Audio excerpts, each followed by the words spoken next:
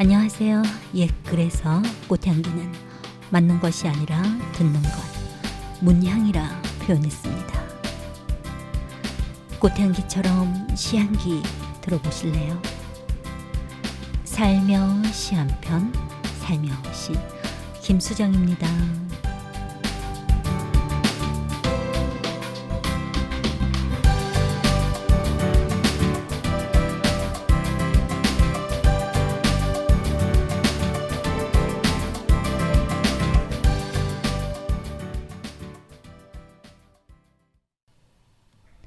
오늘은 박재삼 문학상 수상시인과 수상작을 소개하려고 합니다. 박재삼 문학상은 시인 박재삼의 문학적 성과를 기리기 위해 2012년 제정한 문학상으로 상금은 1천만 원이며 매년 출간된 시집 중에서 서정시인 박재삼 시인의 시 정신에 맞고 치열하게 시작 활동을 하는 중견 시인을 대상으로 심사한다고 합니다. 역대 수상시인과 작품으로는 2012년 제1회 이시영 시인의 경찰은 그들을 사람으로 보지 않았다.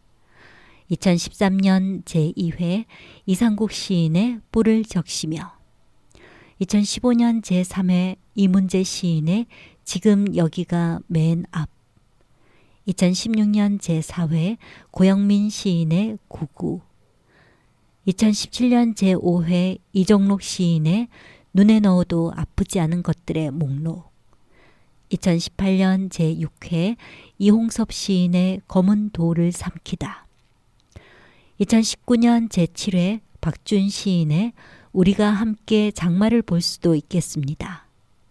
2021년 제8회 이병률 시인의 이별이 오늘 만나자고 한다 입니다. 그리고 2022년 올해는 복효근 시인이 제9회 박재삼 문학상을 받았습니다. 박재삼 문학상 운영위원회는 지난 6월 19일 복효근 시인의 예를 들어 무당 거미를 올해 수상작으로 선정했습니다. 지난 7월 22일 경남 사천 노상공원에 위치한 박재삼 문학관 다목적실에서 열린 시상식은 내빈 소개, 축사, 신앙송, 시상, 수상자 소감 발표 등의 순으로 진행됐으며 주강홍 경남시인협회 회장을 비롯한 수많은 문학인들이 참석해 수상자를 축하했습니다. 심사위원을 대표해 참석한 김남호 시인은 복효근 시인의 시에는 해학과 웃음 끝에 남는 쓸쓸함이 있다. 그것은 좋은 시의 요소라며 공광규 시인의 본심 심사평을 대독했습니다. 공광규 시인은 심사평에서 박재삼 시는 친자연 소재, 향토적 서정, 서러움과 눈물, 슬픔과 한, 구어적 진술과 어구의 반복이다. 이런 특징을 복효근 시인은 일부 섭취와 깊이, 극복을 통해 창조적으로 계승하고 있다고 밝혔습니다. 이에 복효근 시인은 수상작 선정 소식을 듣고 정말 기뻤다. 80년대 무렵 시단에는 참여문학이나 민중문학, 리얼리즘 문학이 주를 이루고 있었다.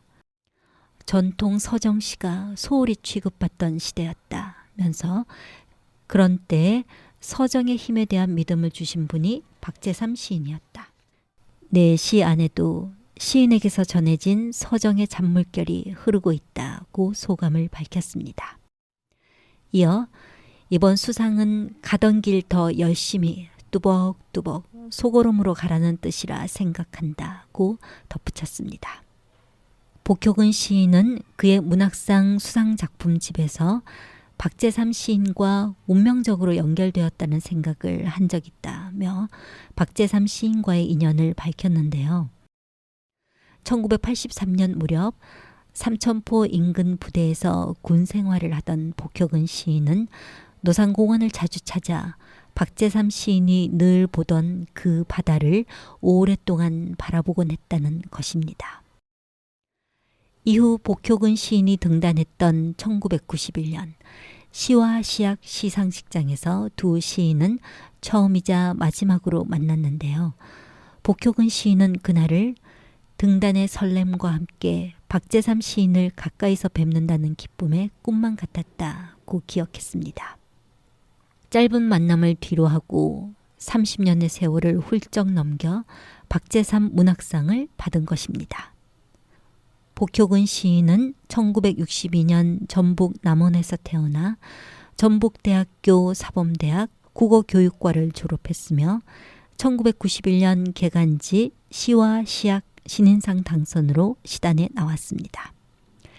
시집 당신이 슬플 때 나는 사랑한다, 범아제비 사랑, 새에 대한 반성문, 누우때가 강을 건너는 법, 목련꽃 브라자, 마늘 촛불, 따뜻한 외면, 꽃 아닌 것 없다, 고요한 저녁이 왔다.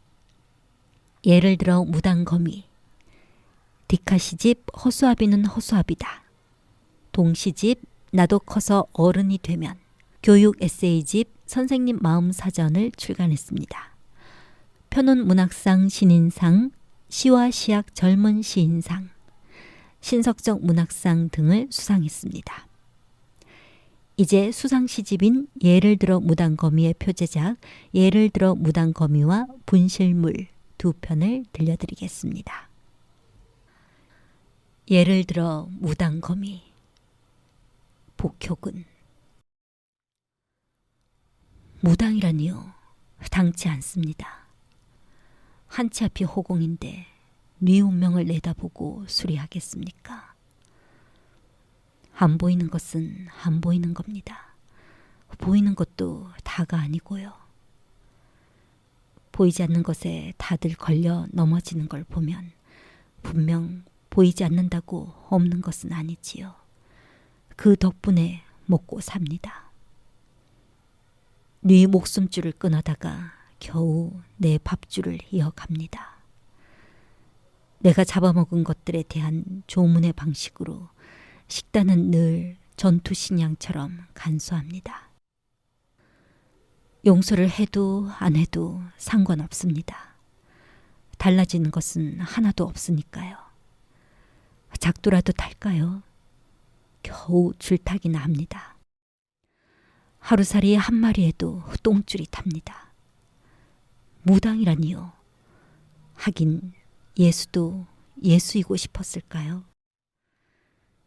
신당도 없이 바람 막아줄 집도 정당도 없이 말장난 같은 이름에 갇힌 풍찬 노숙의 생. 무당 맞습니다. 그래서 어쩌라고요.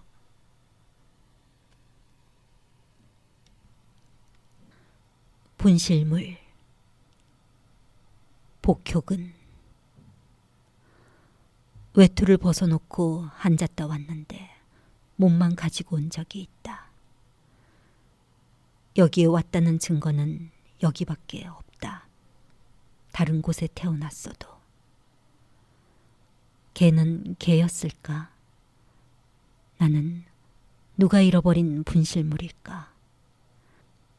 걔가 짖어 무서웠는데 같이 짖어줄까 생각하다가 내가 걔가 아닌 것을 알고서 서러웠다. 운명에게 복수하고 싶은데 참아야 하는 것도 운명이다. 파출소에서 전화가 와서 외투를 찾으러 갔다. 외투에 지갑을 넣어둔 게 다행이다. 집문서를 넣어두었더라면 기쁨이 더했을까. 지갑 속에 현금이 없어졌으나 경찰에게 혐의를 씌우는 것 같아 아무 말도 못하고 감사하다고 하였다. 가져간 바카스를 주고 왔다.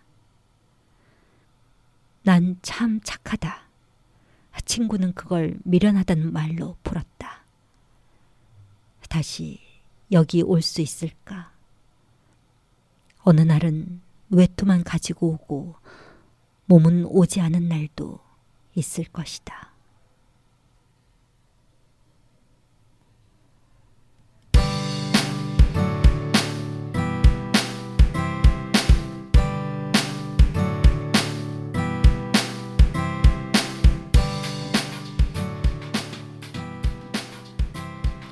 살며 시 한 편 살며시와 함께 편안한 시간, 힐링의 시간 되셨길 바랍니다. 감사합니다.